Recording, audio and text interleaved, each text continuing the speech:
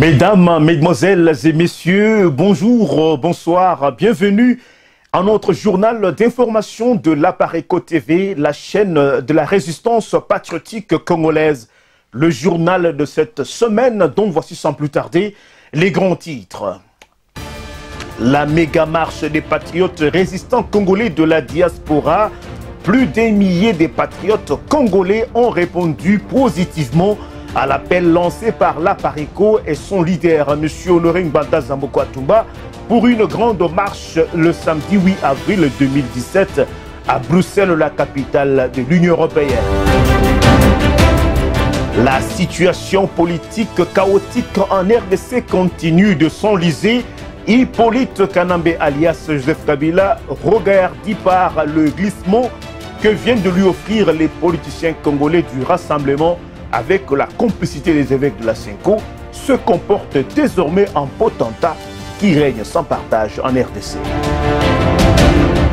La lettre de Némondansemi à Kabila depuis sa prison, elle a été écrite le 2 avril 2017 depuis sa prison de Makala à Joseph Kabila. Copie que nous vous reproduirons dans ce journal, copie qui a été bien sûr volontairement fuitée par le cabinet de Kabila pour anéantir les propos fracassants des dernières déclarations du leader spirituel de Bundu Dia Congo. Les assassins de Zaïda Catalan, l'experte de l'ONU décapitée à Kananga, parlaient un mauvais anglais qu'on appelle le broken English.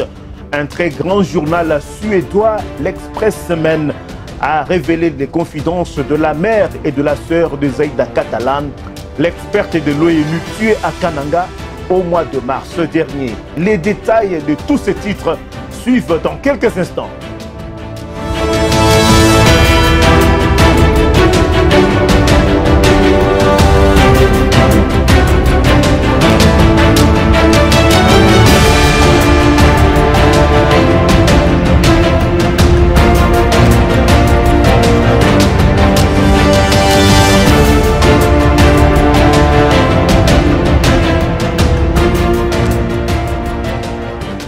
Bonsoir. La méga marche des patriotes résistants congolais de la diaspora, plus d'un millier de patriotes congolais ont répondu positivement à l'appel lancé par l'Apareco et son leader, M. Honoré Mbanda Zamboko Atumba, pour une grande marche le samedi 8 avril 2017 à Bruxelles, la capitale de l'Union européenne.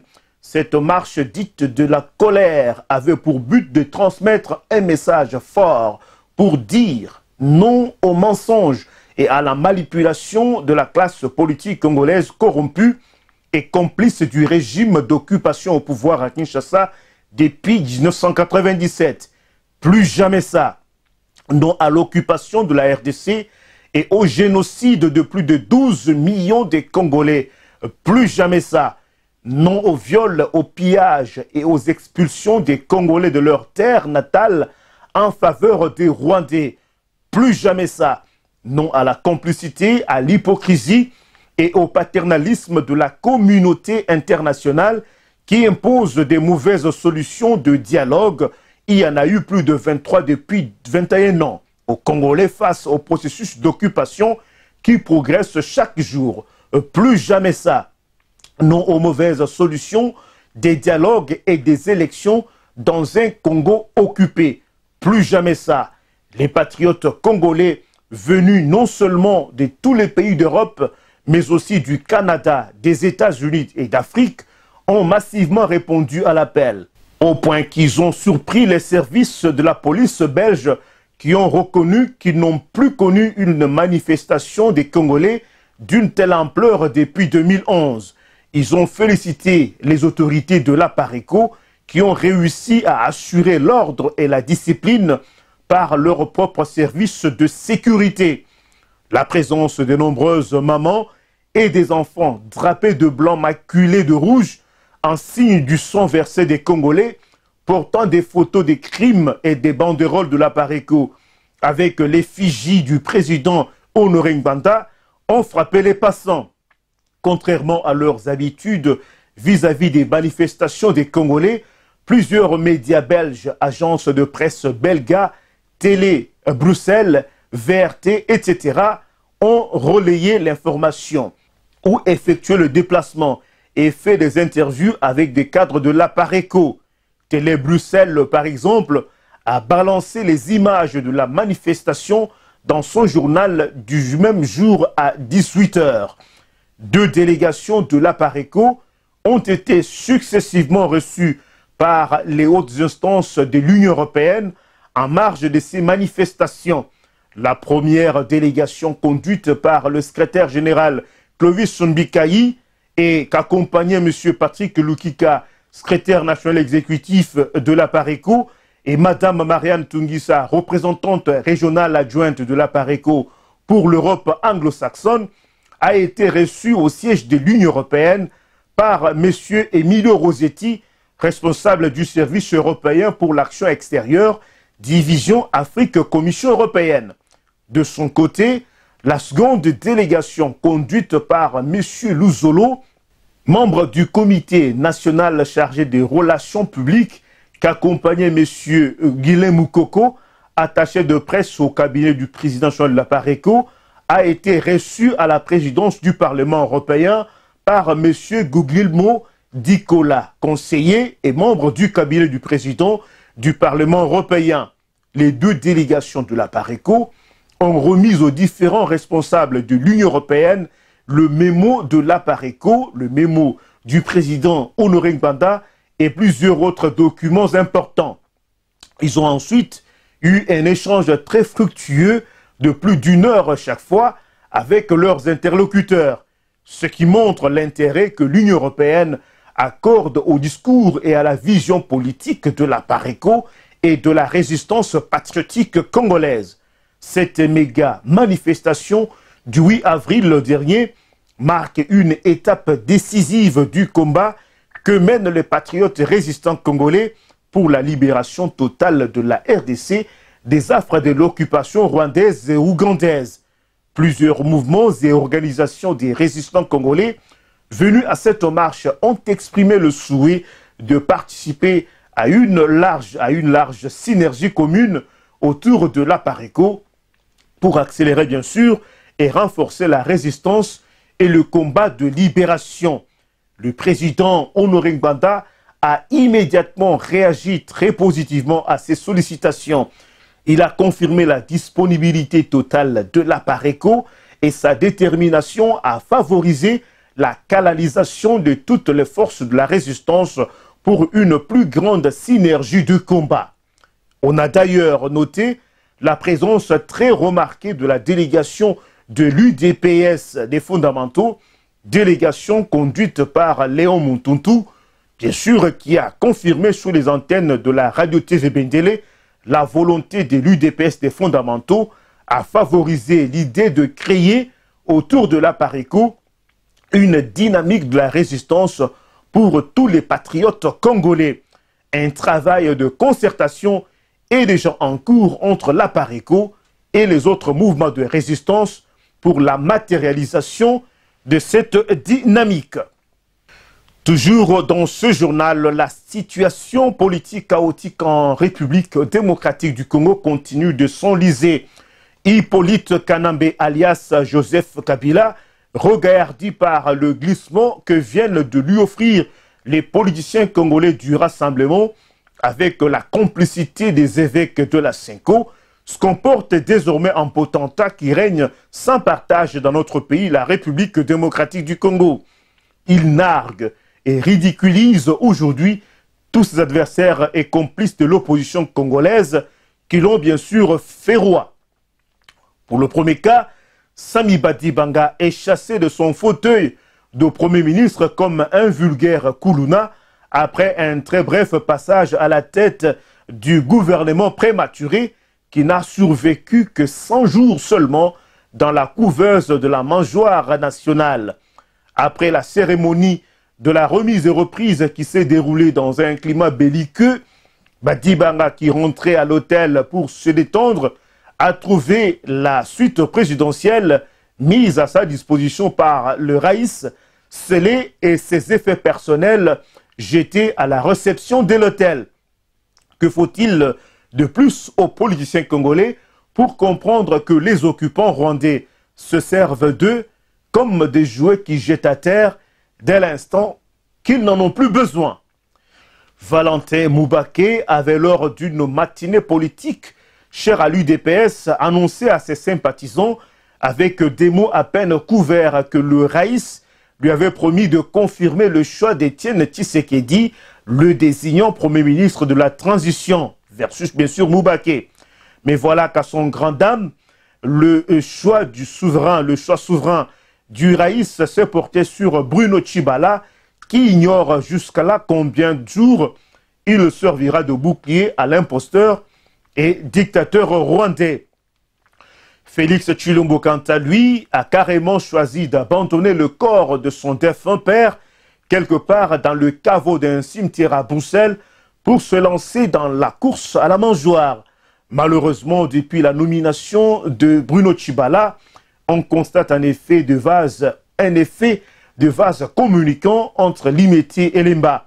La foule des militants et les motards diamantaires en provenance de Mbuji-Mayi se vide de plus en plus devant la permanence de l'UDPS et la résidence de Tshisekedi à Limetier en faveur, et bien sûr, de la résidence de Bruno Tshibala où la manne tombe déjà, semble-t-il, à gogo. Certains présagent déjà la fin de rêve du fils à papa. En effet, son départ précipité et secret de Kinshasa juste la veille de la marche qu'il venait de décréter pour le 10 avril 2017 dernier n'a fait qu'exaspérer la colère des militants de base de l'UDPS, déjà surchauffés par de nombreuses révélations sur ses relations secrètes et traîtresses avec Kabila et les Rwandais. Sautant sur l'occasion de déstabiliser encore ce parti, le pouvoir a même veillé à ce que cette information soit même répétée en boucle sur la chaîne nationale, la RTNC.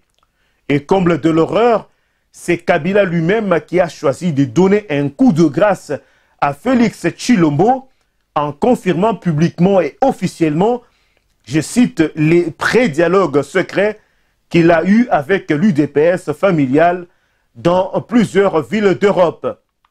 Kabila avait bien choisi ce moment pour donner un coup de grâce à Félix Tshilombo. En effet, plusieurs voix s'élèvent de plus en plus pour, bien sûr, dénoncer l'offre pour l'achat l'OPA de l'UDPS entre Félix Tshilombo et Moïse Katumbi. Valentin Moubaké, aux militants de 4 fédérations de Kinshasa, la colère grande contre Tshilombo, accusé de vendre l'UDPS à Moïse Katumbi. Comme quoi, avec Lumbi et plusieurs de ses tops au sein du RASOP, Kabila a réussi à faire exploser l'UDPS et le rassemblement. L'opposition politique congolaise, qui n'existe que de nom, vient enfin de rendre l'âme. Voilà pourquoi le peuple congolais et la jeunesse congolaise de la diaspora devraient se lever pour assumer son rôle de pionnier, pour réveiller le peuple de l'intérieur bâillonné et l'amener à monter au créneau en tant que seul souverain primaire pour prendre en main la destinée de notre pays, la République démocratique du Congo. Restons toujours sur la page nationale. La lettre de Némouan Nsemi à Kabila depuis sa prison de Makala. Une copie de la lettre de Némouan Nsemi écrite le 2 avril 2017 depuis sa prison de Makala à Joseph Kabila. Copie que nous vous reproduisons dans ce journal. Copie bien sûr qui a été volontairement fuitée par le cabinet de l'imposteur Hippolyte Kanambe Kabila lui-même pour anéantir les propos fracassants des dernières déclarations du leader spirituel de Bundu Dia Congo. Dans sa lettre, Némouan Nsemi appelle Kanambe, je cite, « Excellence, Monsieur le Président de la République ». Donc, il le reconnaît du coup comme citoyen congolais. Il sollicite sa part de gâteau à ces termes. « Je suis d'accord d'assumer le poste de Premier ministre ou de vice-premier ministre. » Il revendique son rôle dans le dialogue et le glissement de Kabila et il sollicite en conséquence des postes pour ses proches. Pour cela, il écrit ceci. « Quant à ce qui concerne mon parti politique, Boundou Dia Mayala, souvenez-vous, Monsieur le Président de la République, que le dialogue, c'est moi, le glissement et la transition, c'est moi. Face à un travail pareil, je souhaiterais, Monsieur le Président de la République, que vous me récompensiez ou que vous récompensiez mon parti, Boundou Dia Mayala, en lui accordant 3 postes ministériels, fin de citation. Et si ce document s'avérait authentique, car l'hypothèse d'info n'est pas à exclure non plus, ceux des Congolais qui s'étaient précipités pour demander au leader de l'APARECO de tendre immédiatement la main à Mwanda Nsemi parce qu'il avait adopté son discours, ceux-là, bien sûr, sont aujourd'hui très bien servis. Les assassins de Zaïda Catalan, l'experte de l'ONU, décapitée à Kananga, parlaient un mauvais anglais, ce qu'on appelle le broken English. Un très grand journal suédois, l'Expressen, a révélé les confidences de la mère et de la sœur de Zaïda Catalan, l'experte de l'ONU tuée à Kananga au mois de mars dernier. Selon ce journal, les 2 proches de la victime affirment avoir eu un dernier contact téléphonique le 12 mars avec Zaïda Catalan après son enlèvement. La mère et la sœur de Zaïda affirment que lors de cet appel, elles entendaient dans le fond les voix des ravisseurs de l'experte qui parlait à haute voix dans un mauvais anglais plein d'accent, le broken English. L'opinion se rappellera que dans son article du 23 mars dernier, l'œil du patriote avait précisé que la Suédoise avait été enlevée, violée et décapitée par des militaires rwandais opérant comme d'habitude sous l'uniforme de FARDC. Aujourd'hui, le témoignage de la famille de la victime révélant la langue parlée par les assassins vient conforter l'information reçue sur l'identité de tueurs. Il s'agit bel et bien des militaires tutsis rwandais venus de l'Ouganda et dont la langue des communications est l'anglais avec, vous vous en doutez, l'accent Kinyarwanda. Voilà, mesdames, mesdemoiselles et messieurs, nous voici arrivés à terme de cette édition de notre journal d'information de l'APARECO TV.